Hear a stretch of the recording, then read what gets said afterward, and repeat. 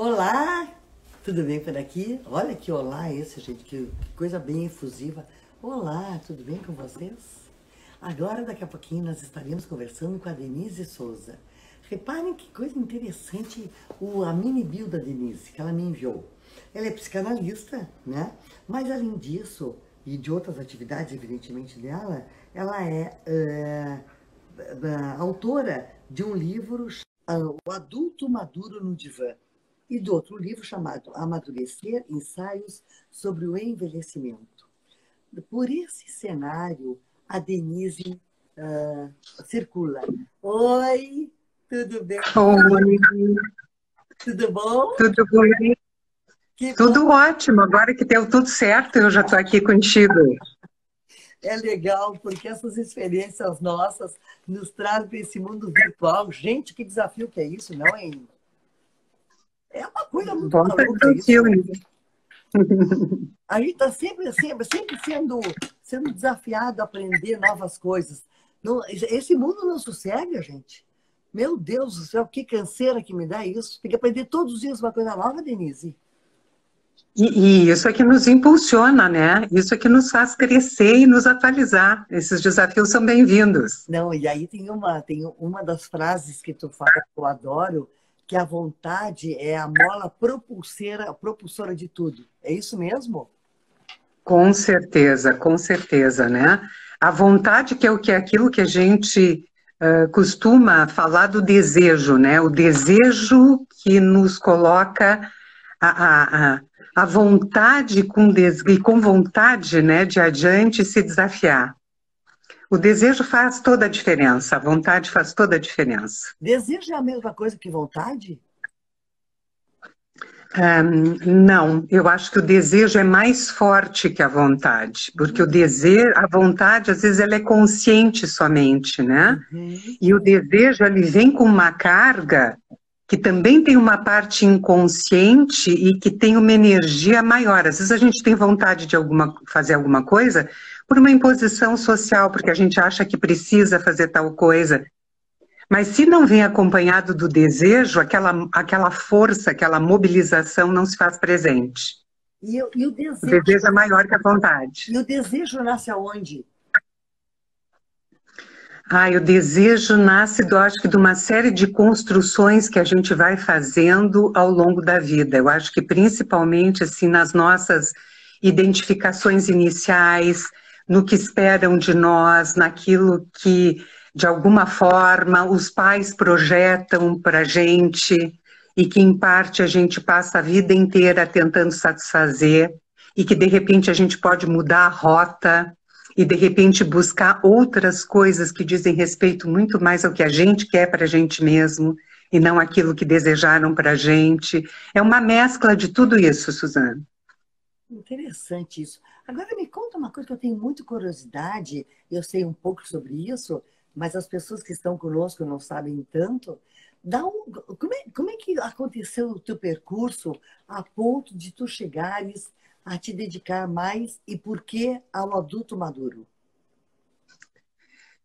Olha, Suzana, eu acho que o adulto maduro chegou na minha vida exatamente no início do meu processo como adulta madura. Foram uma série de construções que foram desembocando aí. Começou com a minha formação psicanalítica. Se agregou a isso o estudo sobre a criatividade humana, que estudei muitos anos, em torno de 20 anos. E, em paralelo, o fato de começar a chegar na minha clínica pessoal uma série de pessoas na fase que hoje nós chamamos de adulto maduro e que não se sentiam, e que vinham de outros tratamentos e não se sentiam bem compreendidos, não se sentiam entendidos. E a técnica que a gente tinha e os estudos que a gente tinha não eram suficientes. Nós estamos falando mais ou menos em que época? Em que ano? Nós estamos falando aí no entorno dos meus 40 anos. Isso significa em termos de 1990? Isso, 97. Eu sou de 57, então isso nos idos de 97. Mas, gente, é muito recente isso, Denise. Não tinha Sim, material bibliográfico suficiente para não. embasar o tratamento nessa época? Não, o que nós tínhamos eram coisas muito antigas, ainda baseadas, né, na situação de que a longevidade era muito pequena. Por exemplo, Freud, quando inventa a psicanálise, ele vai dizer que adultos com mais de 40, no máximo 50 anos, não teriam plasticidade psíquica para fazer um tratamento psicanalítico. Por quê? Porque não teriam tempo suficiente para fazer a mudança, porque a gente está falando de um tempo onde a expectativa de vida era 30 anos, 40 anos no máximo. E isso durou até muito recentemente, ainda aí nos anos 30, 40, a expectativa de vida era muito, muito pequena.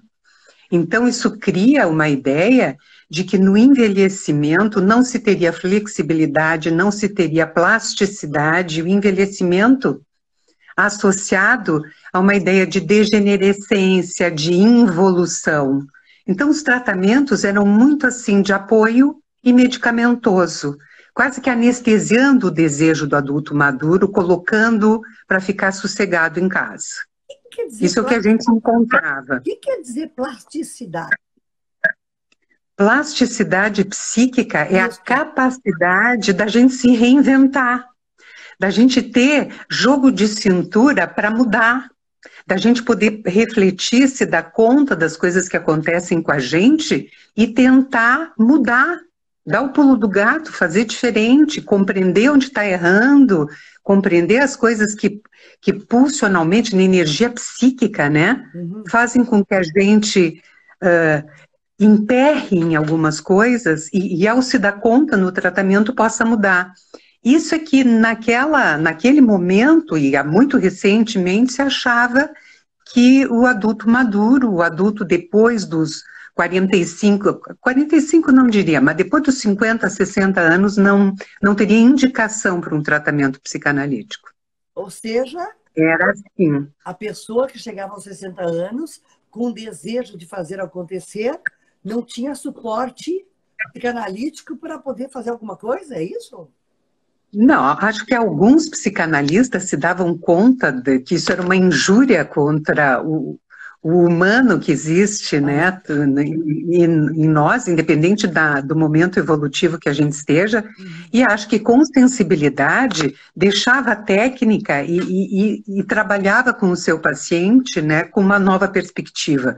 Mas do ponto de vista teórico, estou te dizendo que tinha escrito, o que estava escrito, que estava posto, era assim, inclusive não aceitavam um adulto maduro de mais de 40 anos para fazer formação psicanalítica, inclusive por isso.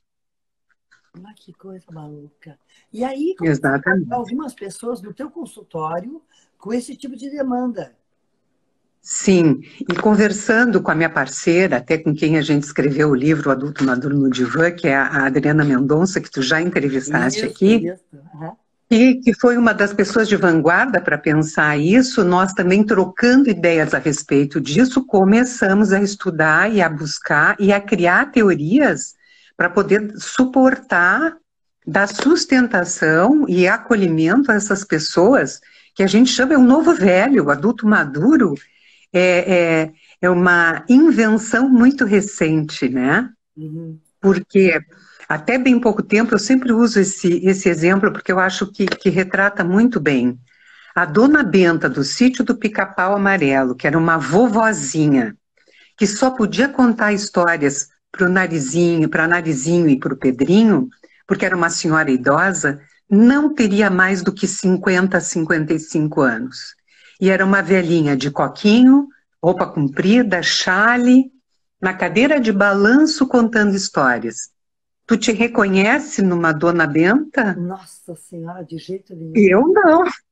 E assim, eu acho que nenhuma mulher de 50 anos se reconheceria hoje. Mas esse era o estereótipo do envelhecimento ali nos anos 30. E isso nos acompanhou durante muito tempo. Tanto que nós não temos muitos exemplos, muitos modelos de envelhecimento saudável. Nós estamos criando esses modelos novos, não? Isso é muito importante da gente pensar, que nós estamos fazendo história. Sim, nós não temos. Na verdade, os referenciais são escassos, né? São, são. Nós temos hoje atrizes, atores, expoentes aí, né, muito criativos que envelheceram com muito gás, com muita vitalidade. Temos exemplos aí, né, de Fernanda Montenegro, gente que até fala sobre o processo do envelhecimento com uma outra tônica, mas isso é muito recente.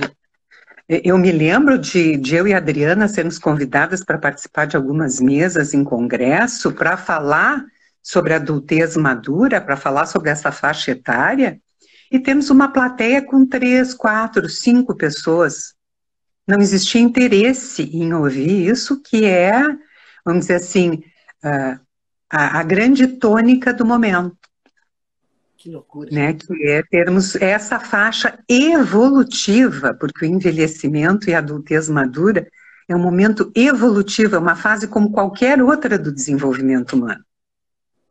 Cheia de preconceitos, não? Sim, sim, muitos preconceitos. Muitos. Tu falaste de uma questão que me chama muita atenção. Eu gostaria que tu compartilhasse conosco um pouquinho mais sobre esses 20 anos estudando a criatividade. Quais são as principais conclusões que vocês chegaram? Como é que um ser humano pode ser bastante criativo? Como é que um é criativo e outro não é criativo? Eu te diria assim, Suzy, que nós começamos a estudar criatividade estudando os grandes criadores da humanidade, as pessoas geniais, para poder termos uma base, né, por onde partir. Geniais como, por exemplo? Leonardo da Vinci, Rafael, né, o Goya, esses grandes expoentes, Mozart, Beethoven. Nós estudamos as expressões artísticas das pessoas de todas as áreas do desenvolvimento, né? Na literatura, na pintura, na escultura, na música, né? Tentamos abarcar tudo isso. E alguns indícios nós nos demos conta, assim, né?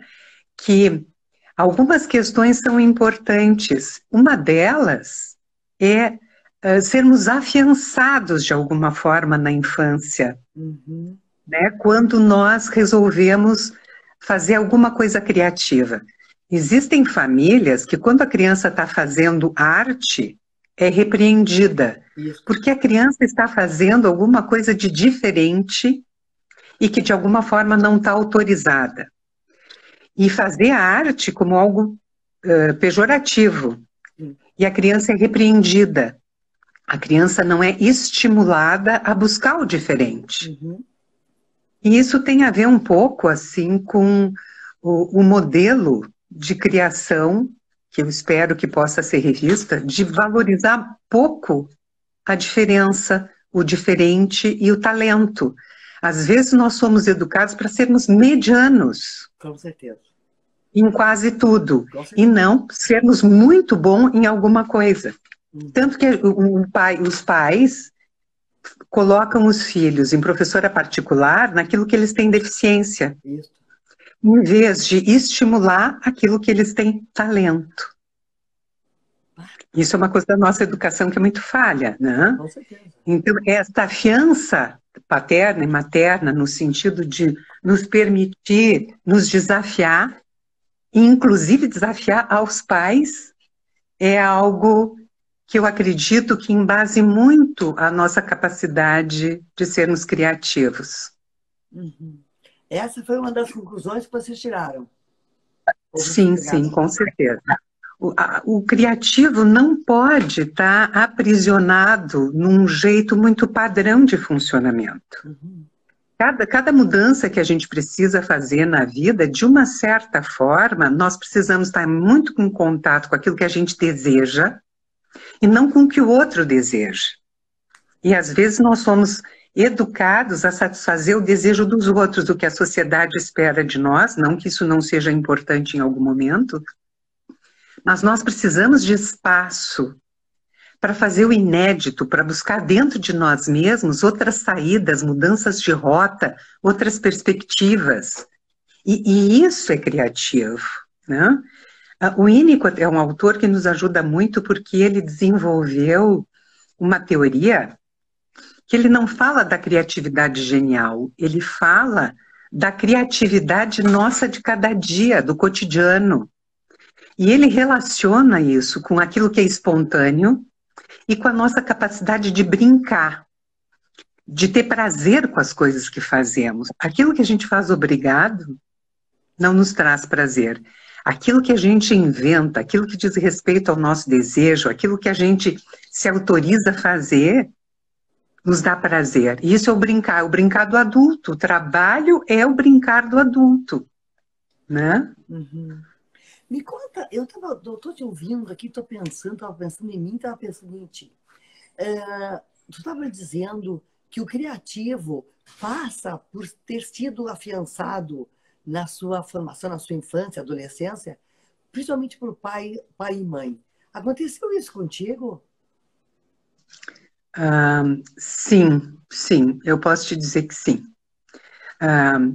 Só para ter uma ideia, assim, até da mudança de rota que eu tive que fazer e como eu fui afiançada. Okay.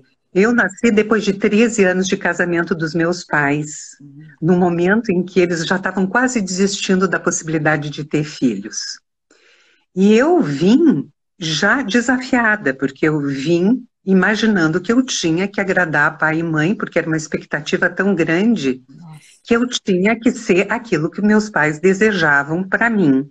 E durante muito tempo, eu pautei a minha vida muito mais pensando no que seria o desejo deles para mim do que no meu próprio. Então eu era muito bem comportada, bem sucedida, mas muito longe de me sentir senhora de mim mesma ou fazendo aquilo que me dava prazer porque era meu, né? À medida que eu fui crescendo e eu fui me desafiando, eu me dei conta que eu precisava mudar isso, que eu precisava deixar de ser o objeto do desejo dos meus pais e satisfazê-los e ser sujeito do meu próprio desejo, de buscar aquilo que fazia sentido para mim. E isso desembocou em duas mudanças radicais na minha vida. Romper com um casamento que eu fiz muito jovem e que o homem era a escolha, na minha fantasia, era a escolha adequada dos meus pais para mim. Era o príncipe encantado deles. Quando eu rompi com o meu casamento, e depois um outro momento, quando eu rompi com um destino que eles queriam para mim, que era muito seguro, que eu fosse funcionária pública, porque eu teria 13º salário, porque eu teria aposentadoria, porque eu teria férias pagas, e eu resolvi entrar para a iniciativa privada e fazer do meu consultório, da minha clínica, né, o meu negócio. Foram 2 momentos assim que eu rompi com isso. E eu imaginei, mas que desilusão que eu vou causar nos meus pais. E eles, mesmo desagradados, porque eles acreditavam que para mim era melhor outra coisa, eu descobri que eles bancariam para mim qualquer atitude minha, que era muito mais uma ideia de que eu, para ser amada, só tinha que satisfazê-los. Eles me amavam incondicionalmente. E eu descobri isso quando eu pude bancar o meu sonho, e não o sonho que eu imaginava que era deles. E eu acho que esse é um processo de crescimento que todos nós precisamos fazer na vida. E aí, quando eu comecei a me autorizar a isso, vou te dar um exemplo que para mim é icônico e me emociona muito. A primeira vez que eu já nesta fase fui falar em público, fui convidada para participar de uma mesa redonda onde eu falava, quando eu cheguei no local, eu tinha um buquê de flores, um bilhete do meu pai, que tu sejas muito bem-sucedida. Quando terminar, vem aqui me contar como foi. E eu fui. Me saí bem, me senti super emocionada, avalizada por ele, estimulada por ele. E fui. Terminou o evento, eu fui à casa dos meus pais e fui agradecer ao meu pai o ramalhete de flores que eu recebi. E quando ele me recebeu, ele perguntou: minha filha, gostaram de ti? Ele queria que eu fosse amada, ele queria que eu estivesse satisfeita e que pudesse encantar a partir da minha escolha, não da dele. Eu acho que isso é uma coisa assim que eu, cada vez que eu estou numa situação onde eu estou me desafiando, eu me sinto respaldada Que maravilha. por essa situação, por essa imagem, né, do meu pai me afiançando. Vai que vai dar tudo certo. Nossa, que maravilha isso. Vamos dar um salto agora e vamos chegar ao adulto maduro e vamos chegar ao tempo das mulheres, porque esses dias tu me disse algo que me chamou muita atenção e eu comentei esse assunto hoje quando eu fiz a nossa live convite e tu me disseste algo que me chamou particularmente atenção e que para mim faz sentido.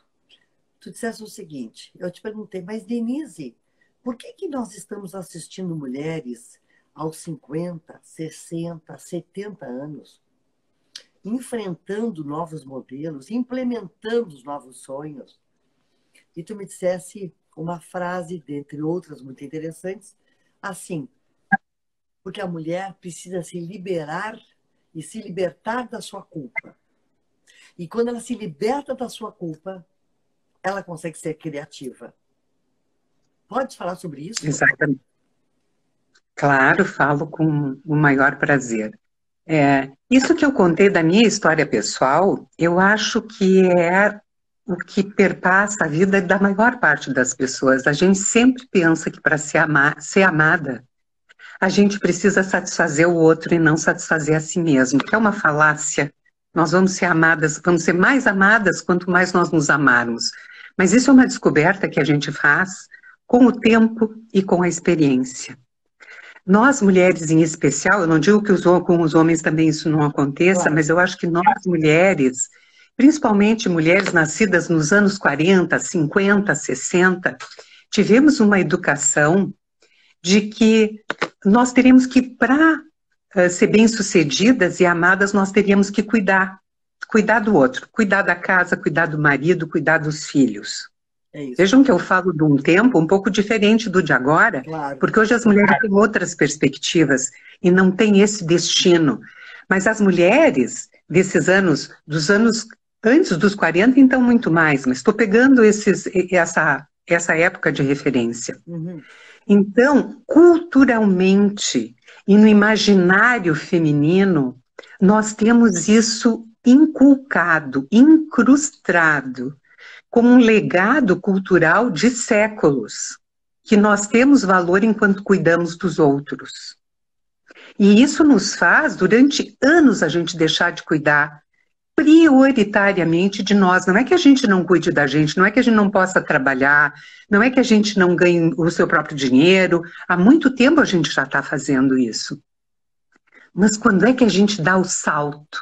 Quando é que a gente dá o pulo do gato? É na maturidade. Quando de alguma forma nós nos sentimos tendo cumprido a cartela. Ou seja, já criamos os filhos do corpo. Agora podemos criar os filhos da mente. E isso nos libera sem que a gente tenha culpa, porque enquanto a gente tem filho pequeno, enquanto a gente tem filho adolescente, enquanto os filhos ainda dependem da gente, e estou falando de mulheres que optaram pelo matrimônio e pelo casamento, porque as que não fizeram essa escolha têm, às vezes, um destino diferente, conseguem fazer isso antes e não se sentem culpadas, mas essas que optaram dessa forma se sentem culpadas cada vez que saem para fora de casa, se sente culpada porque não está dando atenção para o filho, porque não tem dedicação exclusiva para ver se fez tema, se levou para a escola, para o inglês e tal. É assim, a mulher só consegue dar o seu salto de qualidade na maturidade, é isso que a gente está vendo hoje em dia, com 50, 60, 70 anos, porque está livre da culpa. Olha. E se dá conta que ela tem que fazer por ela mesma, tem que ser egoísta, tem que pensar mais em si, tem que dar vazão à sua criatividade. É por aí. O que está nos dizendo é que a mulher não é educada para ser egoísta, para cuidar de si, para se priorizar, é isso? Acho que as novas gerações a gente já está conseguindo ensinar diferente. Uhum. Mas ao longo da história da humanidade, as mulheres foram propriedade dos homens. E como propriedade dos homens, elas tinham que agradar para poder ter sustento, para poder ter casa, para poder ter comida. Mais recentemente, para seduzir alguém e ser escolhida para casar. Antes ela nem tinha essa escolha, porque o pai e a mãe é que destinavam com quem ela ia casar. Sim. Mas nós não fomos ensinados a ser egoístas. Tanto que a menina, a mãe diz, ajuda a recolher a mesa. Tu tem que lavar tua calcinha, ajuda a mãe aqui a fazer tal coisa. O menino, qual é a mãe que diz, vai lavar a tua cuequinha e a tua meinha? Vem aqui tirar a mesa com a mamãe, vem cortar um tomate para a salada. Não, nós já brincamos de boneca, nós já brincamos de cuidar o outro desde sempre. Tem uma parte que é característico do feminino, mas tem uma parte que é ensinado. Tem uma parte que faz parte da cultura. A gente aprende a cuidar do outro muito cedo na vida, nós mulheres. Já meninas. E aí me conta uma coisa, como é que a gente pode fazer? E aí entra a minha pergunta para ti como psicanalista e uma pessoa que trata tantos adultos maduros no seu consultório. Como é que a gente faz quando uma educação que nós tivemos foi uma educação mais aprisionada, né? E como é que esse adulto de hoje em dia ele floresce apesar dessa educação presa, digamos assim? Eu acho que à medida que a gente vai conversando sobre a história de cada um, né, a forma como foi criada, a forma como vai fazendo suas escolhas, as pessoas vão se dando conta desse aprisionamento, que em algum momento foi real, Claro. Em algum momento fez parte da história. Sim. Mas é o que eu sempre digo para os meus pacientes, não importa o que teus pais fizeram contigo, o que importa é o que tu vais fazer com o que fizeram de ti. Agora a escolha é tua. Agora, tu não depende mais de pai nem de mãe. Tu depende das escolhas que tu vais vir a fazer. E normalmente as pessoas se dão conta de que reproduzem um modelo sem se dar conta mais, né? Repetem. E quando se dão conta disso, começa a surgir o desejo de fazer escolhas diferentes. E na minha clínica eu vejo isso acontecer direto. E eu acho que parte muito da crença, Suzy, que a gente tem, né? Da crença de que o amadurecimento, o adulto maduro hoje, ele tem talentos e uma potencialidade que é construída a partir da experiência vivida. Sim. Uhum. Isso nos dá um potencial criador e criativo diferenciado. Tu sabes que eu estava lendo um trabalho de um professor da Universidade de Montreal que se chama Monteuri, é um nome até interessante, onde ele diz claramente que no envelhecimento o hemisfério esquerdo e o hemisfério direito da pessoa mais idosa, eles não funcionam mais tão separados como na juventude e na adultez jovem. Que existe uma flexibilidade interna entre os dois hemisférios que permite uma capacidade criadora e criativa muito grande.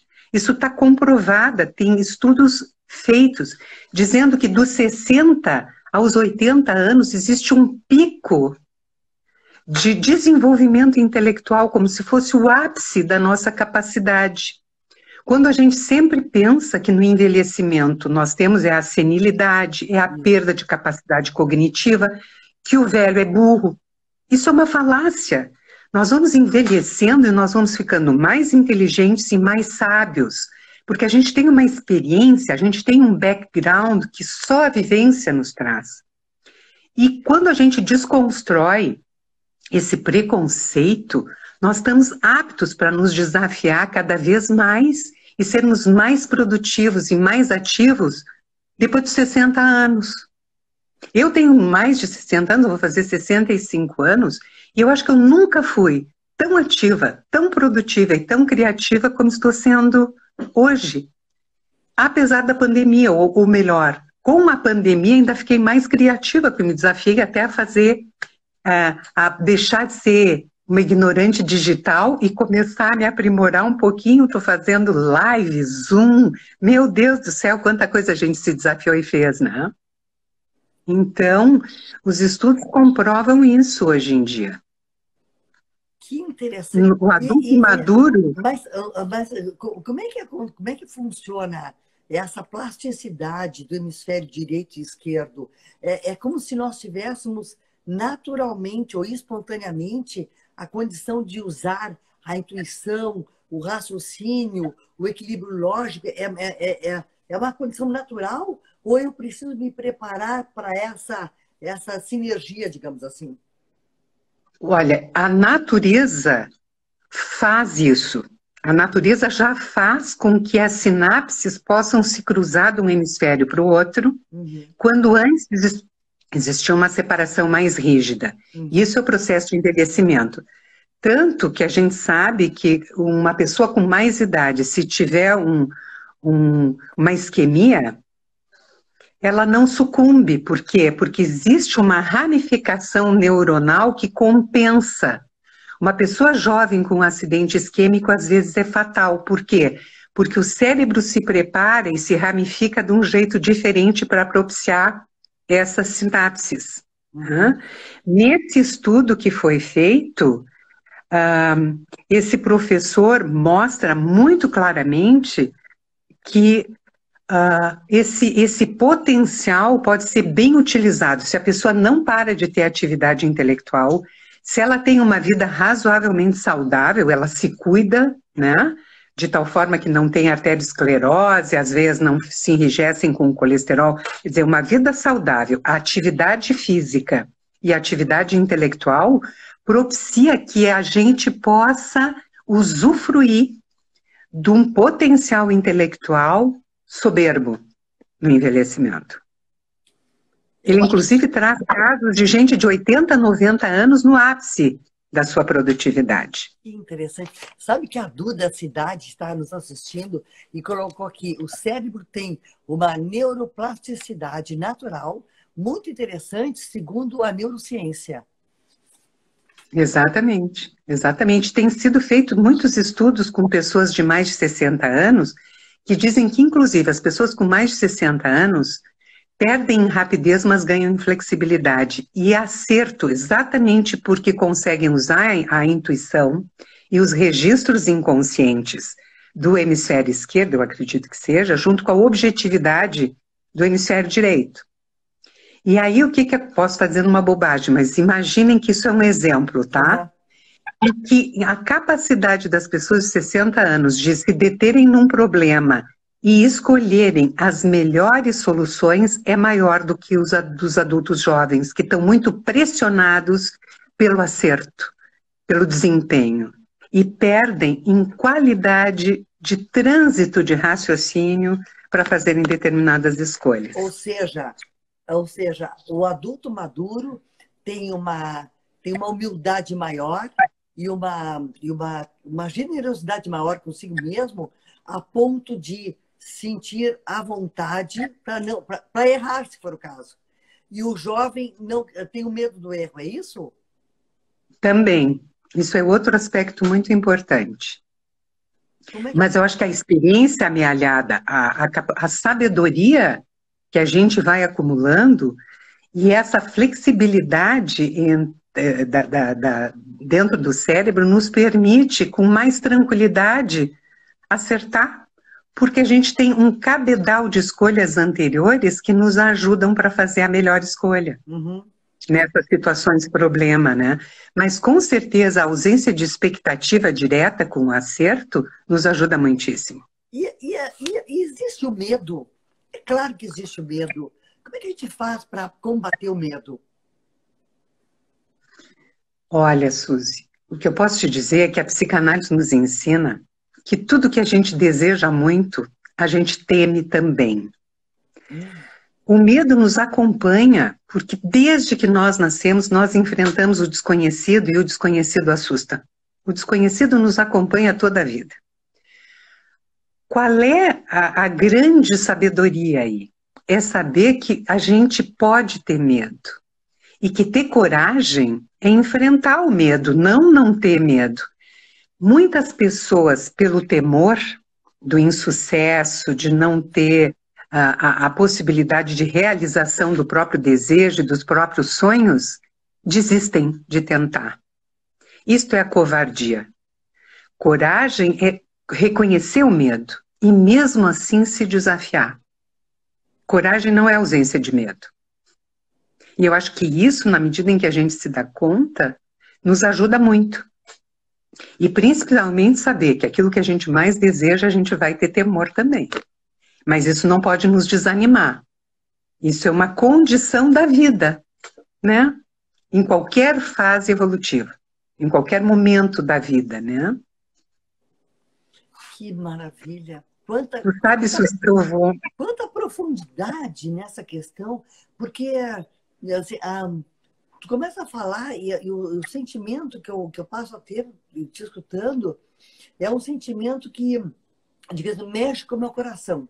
Ele mexe com a minha alma, no sentido de me deixar mais inquieta. Sabe, Denise, que está acontecendo uma coisa interessante na minha vida. Repare que eu estou assumindo a presidência da Associação Comercial daqui a 2 dias. A Associação Comercial de Porto Alegre, aos 67 anos. Jamais eu pude imaginar que eu faria isso. Jamais eu pude imaginar. E foi interessante porque eu não trabalhei para isso acontecer. Eu trabalhei como vice de comunicação na associação durante 6 anos, junto com o atual presidente, com o Paulo Afonso, fazendo um trabalho de comunicação e marketing, que é a minha área. E aí um dia surge numa reunião o convite a que eu assumisse. Eu não tinha ideia disso realmente acontecer. Mas quando uma situação tão emblemática como essa aparece na minha vida, eu acho sempre que é um sinal, sabe? E eu estou agora, nesses últimos tempos, que eu estou livre, com meus filhos grandes, adultos, encaminhados, os meus netos morando em São Paulo e tal, eu estou realmente liberta. E estou quase num ponto que, para mim, faz muito sentido na minha vida. Eu, durante muito tempo, me senti muito culpada. Eu queria muito trabalhar, porque eu sabia que a minha vocação era muito mais profissional do que ser dona de casa, com todo respeito a quem deseja ser, não tenho nada contra, mas o meu não era esse. Só que eu tinha que dar conta para mim mesmo do trabalho, tinha que ser perfeita. Dona de casa perfeita, mãe maravilhosa, companheira do meu marido. Gente, amiga, me levou um desgaste isso em determinado momento da minha vida, Denise, que eu quase joguei a toalha. Tamanha Ainda exigência. bem que não. Ainda bem que não fizesse isso, né? Pois é, porque aí um dia eu me deparei com a minha condição humana, a condição de falir, viu? A condição de não ser uma mãe perfeita, a condição de ser uma mãe amorosa, mas ainda assim imperfeita, e em tudo. A minha vida passou a ser macia. E aí, depois de um tempo, quando meus filhos já cresceram, foram embora de casa, buscaram sua independência, eu hoje me deparo com um convite e disse sim. E disse sim a esse convite. E me sinto empolgada para fazer alguma coisa. E me sinto assim, Denise. Hoje a minha vida, eu tenho uma figura que assim, é como se fosse uma cesta onde coubesse todos. Cabe pai, cabe marido, cabe filho, cabe amigo, cabe trabalho, cabe parceiros de trabalho, cabe a minha parte de Suzana enquanto mulher, cabe. Tudo cabe. Dá para fazer um diazinho, desde que a gente não tenha a expectativa de ser perfeita e nem a expectativa de ser o máximo. É só possível. Exatamente. Quando a gente está de bem com a gente mesmo, quando a gente está fazendo aquilo que a gente deseja e tem prazer, quando o trabalho se transforma num brinquedo não destituindo o trabalho de toda a sua seriedade, mas a espontaneidade e o prazer que nós temos com isso, se expande o nosso universo.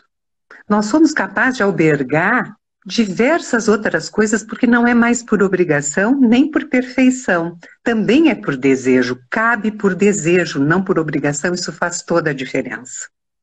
E eu acho que é muito interessante, porque te ouvindo eu me lembrei de algo que é assim, ó, os homens são ensinados a irem para a vida pública muito cedo, e as mulheres ficam muitas vezes aprisionadas em privilegiar o que é privado, o que é doméstico, o que é do cuidado. Ser boa mãe, ser boa esposa, ser boa filha, ser... Bom, na medida que nós vamos amadurecendo, à medida que nós vamos envelhecendo e nós vamos nos desvinculando destas obrigações, nós temos o desejo de nos voltar para o público e ocupar esse espaço. As novas gerações já fazem isso com muito mais tranquilidade, mas para nós, a conquista do espaço público e de ocupar os papéis importantes na sociedade se descortina exatamente a partir deste momento. Tu és um exemplo de um adulto maduro em expansão, como tantos que existem. Aliás, a propósito, esse será o tema do congresso que nós vamos fazer, do segundo congresso de adultos maduros. É o adulto maduro em expansão, da criação à criatividade. Já vou aproveitar para deixar para ti o convite. Ligada. E para todas as pessoas aqui que nos ouvem, porque é disso que vamos estar tratando. Como é que nós, como adultos maduros, nos expandimos com a nossa capacidade criativa e de poder nos desafiar e assumir os nossos talentos, sem culpa e sem ser obrigação. A culpa é como se fosse um acorrentamento da gente, né? É como se fosse um matador, né? Eu sempre uso a metáfora, para mim faz muito sentido, daquelas bolas, né, de ferro que os prisioneiros usavam nos pés. Durante muito tempo na nossa vida, a gente faz tudo com essa bola de ferro sendo arrastada. Olha o desgaste, olha o cansaço que significa carregar esse peso. A gente anda devagar, a gente não consegue correr, a gente não consegue, com energia, nos dirigir para aquilo que nós desejamos. Quando a gente se liberta disso, a gente pode correr.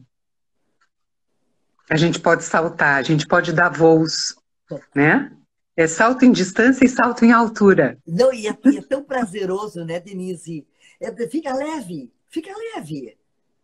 Sim, sim. A vida fica muito mais leve, com certeza. Tu fala de uma coisa que eu acho interessante, eu fico fazendo a minha metáfora aqui. Na verdade, quando a gente atinge um estágio que combate com a nossa coragem, digamos assim, a nossa vontade, melhor dizendo, para usar uma palavra tua, nossa vontade, né, que vai ao encontro do nosso desejo, a vida começa a ficar como se fosse uma brincadeira. Com sabor infantil daquela menina que um dia brinca com uma boneca e descobre uma boneca e agora descobre uma possibilidade de fazer alguma coisa pública. Exatamente. Essa coisa saborosa que a brincadeira traz, pela possibilidade da descoberta e da invenção, porque quando a gente brinca, a gente cria mundos. A criança que brinca, ela é extremamente criativa, ela se transporta, ela cria histórias, ela muda cenários, ela vive no mundo que ela quiser. E esta capacidade, que é rica, que é o devaneio, que é poder pensar, que é poder criar coisas novas, se perde ao longo do desenvolvimento. E na maturidade a gente tem que poder reencontrar tudo isso, né? Com esse prazer que as tarefas passam a nos trazer. E a gente vai descobrindo talentos que nem sabia que às vezes existiam na gente. Total. Né? Maravilha. Tu vê, eu fui escrever esse livro aos 60 anos. É uma coisa inédita poder escrever um livro, né? Ter um filho eu já tinha tido, plantar uma árvore já tinha plantado, mas o livro ficava sempre assim, como uma meta a ser conquistada. Eu pude fazer isso aos 60 anos. E quantos outros desafios a gente vai se impondo, né? No bom sentido do termo, se impondo a partir do desejo, não como uma obrigação, e isso faz diferença. A Adriana Mendonça está nos dizendo sim, a sensação de liberdade criativa amadurece com a adultez madura. E a Duda Cidade coloca aqui, e um resgate de nós mesmos. Exatamente. O que mais tu, E o que mais tu percebe, Denise, no teu consultório? Quais são, hoje em dia, as formas pelas quais o adulto maduro pode ser mais expandido? eu acho que o adulto maduro que já busca um atendimento, ele já vem movido por um desejo de mudança. Ele quer mudar algo em si e na sua própria vida. Ele só não sabe o que precisa ser mudado e precisa da nossa ajuda nesse sentido. O que eu percebo é que, dependendo do momento de vida do adulto maduro, a gente consegue descobrir juntos e trabalhar exatamente a espontaneidade, a coragem e a possibilidade de se desafiar quando nós conseguimos trabalhar os nossos próprios preconceitos com relação ao envelhecimento. Os preconceitos da sociedade, da nossa cultura, estão aí, todos nós sabemos. Mas o prejuízo que traz para a nossa vida, o preconceito, a gente tem um termo para isso que se chama vegismo. Esse preconceito conosco, com o nosso próprio envelhecimento, é algo que precisa ser trabalhado para que a expansão se faça.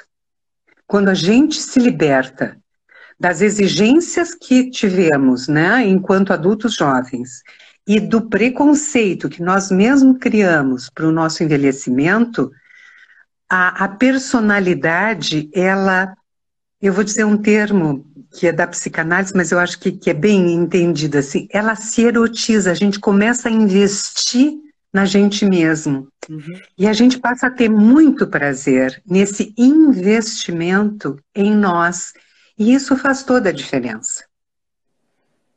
Isso solta as amarras, Suzy. E aí a gente começa a expandir a nossa personalidade. E às vezes fazemos conquistas que quando jovens não fizemos, não conseguimos. A gente vai fazer na maturidade. E essa ideia, né, de ser evolutivo e de estar em expansão é que eu acho que é a grande descoberta desse momento e que a nossa longevidade e todos os avanços tecnológicos da medicina que nos propiciam viver mais, nos permitem, né, Agora, observar e viver. eu vou te interromper porque há pouco tu disseste, por exemplo, citasse um exemplo da Fernanda Montenegro, que é uma atriz fantástica, que tem 90 e poucos anos, e está numa intensidade da dramaturgia maravilhosa. Me chama muita atenção porque nós olhamos para Fernanda Montenegro com muito orgulho, né? Mas o que me chama a atenção também é que, de vez em quando, em vez de nós olharmos para Fernanda Montenegro e pensarmos em nós mesmos, como é que eu posso ser uma Fernanda Montenegro na minha condição, né? Por que a gente olha para o outro e não olha para si? E por que a gente cultua o outro e não cultua a si mesmo? Porque nós somos prisioneiros de alguns conflitos inconscientes, né?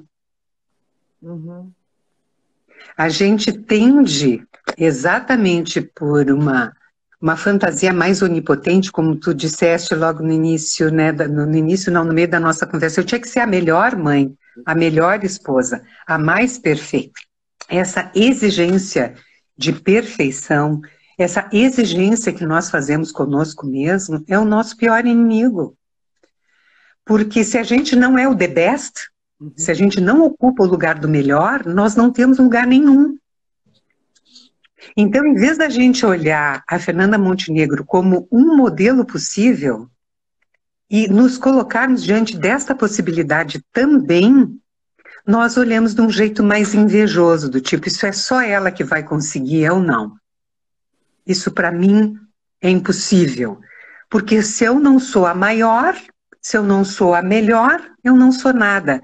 Esse aprisionamento, que é onipotente e ao mesmo tempo muito narcisista, nessa exigência de autoimagem, é o nosso pior inimigo.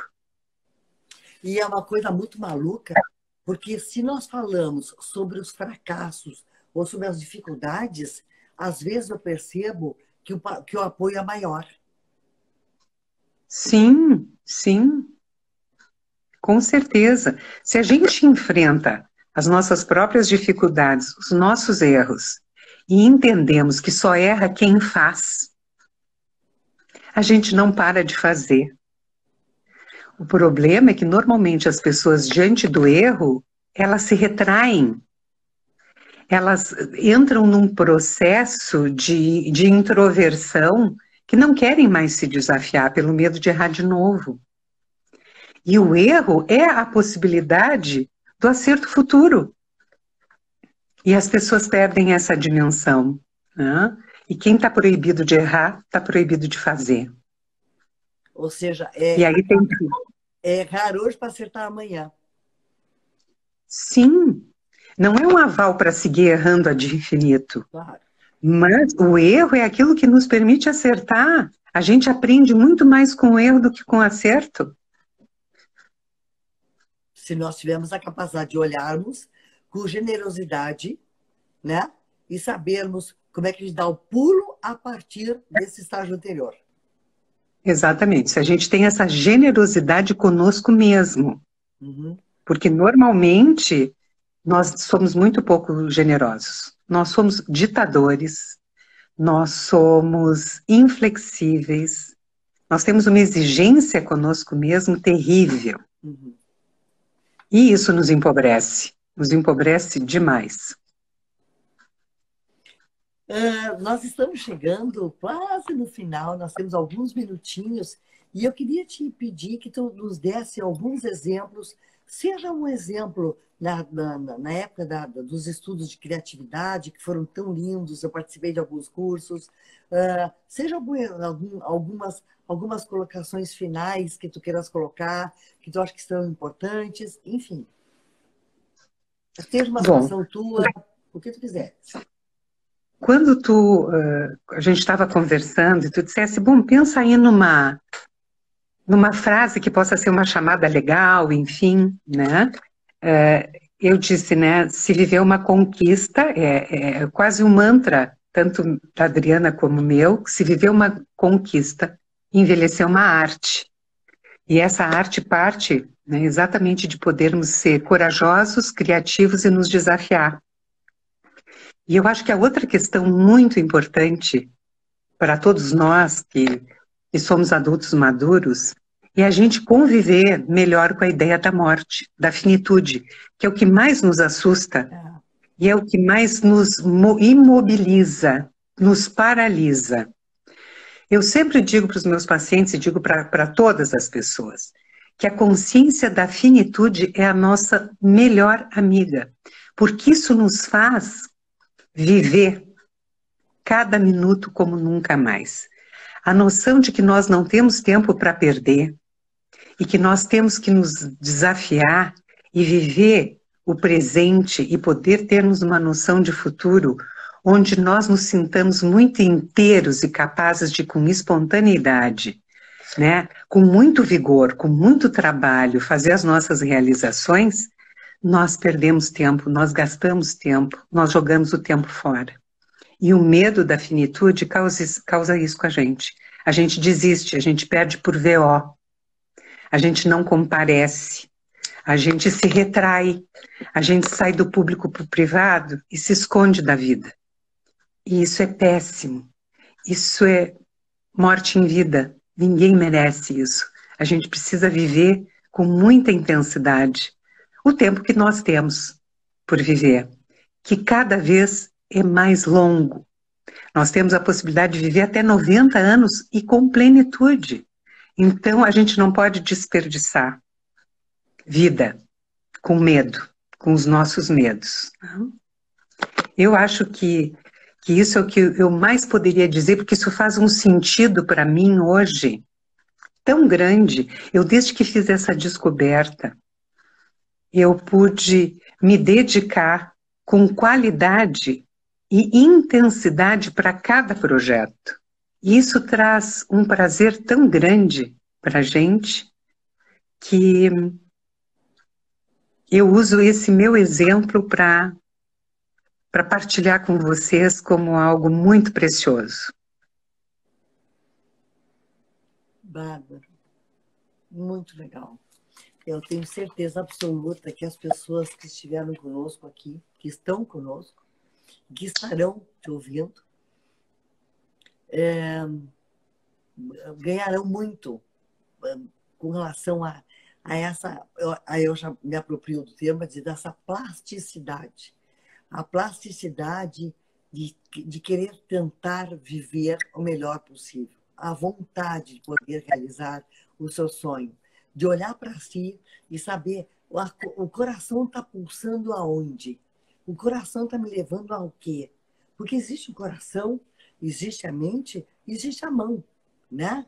Então, o meu coração sinalizando a minha vontade. A minha cabeça, que se estiver pura e aberta, vai ter a condição de me ajudar a operar esse sonho, né? E as mãos vão labutar a favor para que isso aconteça. Vão dar formas a essa vontade, esse desejo, né? Então, se tem alguma coisa que eu acho que a gente pode compartilhar hoje, é dizer que do fundo do coração, ou no coração de cada um de nós, e às vezes fica mais lá no fundinho, em função dessas atrapalhações da vida, né? Sempre existe uma voz. Tu não acha isso, Denise? Sempre existe uma voz. Com certeza. Uma voz apontando.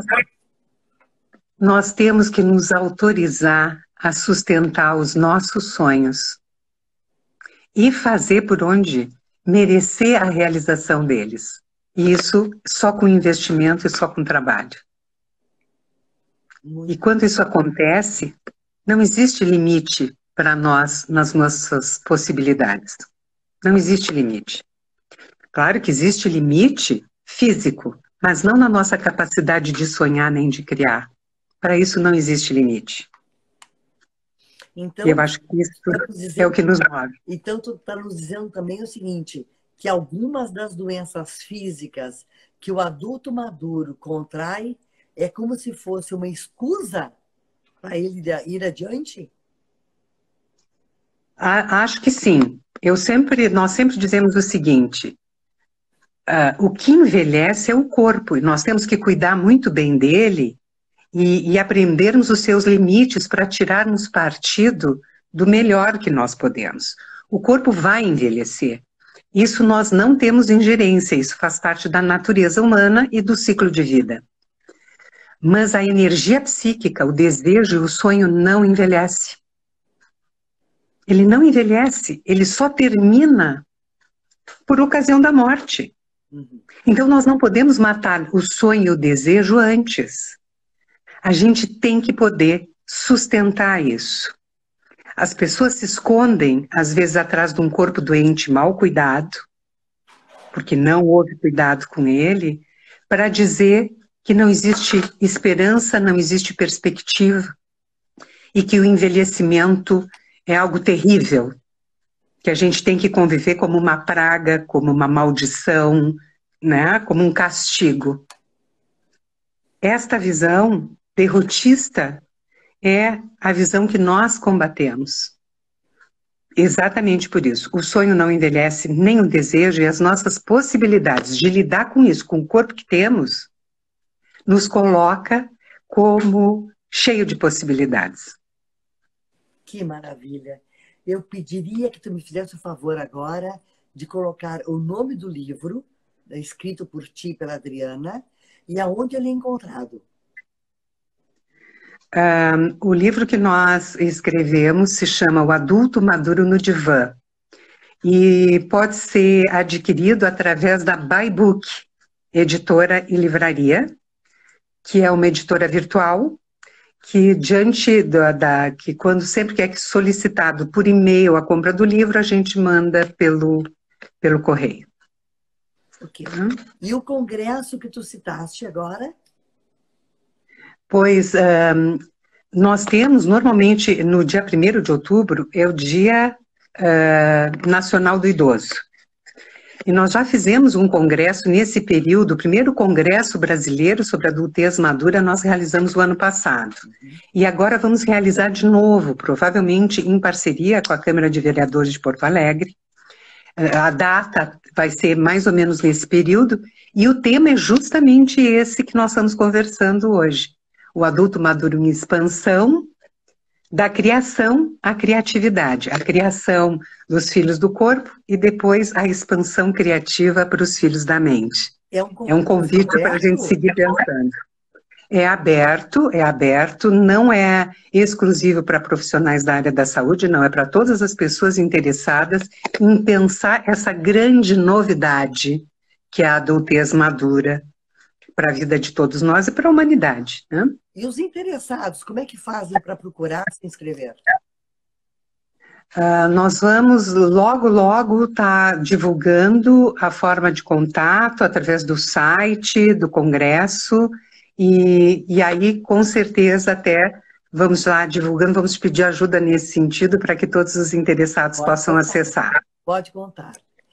Eu queria te agradecer muito a tua participação, dizer que eu fiquei com um gostinho de quero mais, porque a conversa estava sensacional, a conversa contigo sempre é sensacional, com o Adriano também. Vocês falam de assuntos tão atuais, vocês nos respondem às dúvidas, vocês nos inquietam com esperança. Então, eu quero poder agradecer muito a essa oportunidade. Teremos novas oportunidades, porque esse papo não pode terminar de jeito nenhum. A vocês que estiveram conosco, muito obrigada pelas suas companhias. Nos assistam, nos sigam. E a Denise está aqui. Por aqui, vocês continuem conversando com ela também. Querida, eu te agradeço muitíssimo. É sempre muito bom pensar e trocar. Sempre aprendemos juntas muita coisa. Eu te agradeço muitíssimo. E que belo exemplo de adulto maduro em expansão que tu és, né? Parabéns pelo teu novo cargo que tu assumes amanhã, né? Depois da manhã, quinta-feira. Depois de amanhã. Parabéns, querida. Parabéns para nós, porque é o modelo que tu ajuda a criar. E que você tem tudo a ver com isso também, tu e a Adriana, sem dúvida. Obrigada. Obrigada a ti, obrigada a todos. Obrigada, querida. Tchau.